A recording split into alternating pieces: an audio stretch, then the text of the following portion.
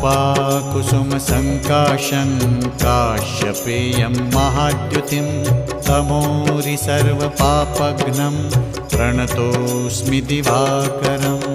ॐ ह्रां ह्रीं ह्रौं सः सूर्याय नमः।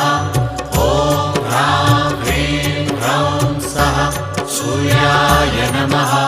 जपाकुसुमसङ्काशं काश्यपेयं महाद्युतिं तमोरि सर्वपापघ्नं प्रणतोऽस्मि दिवाकरम्।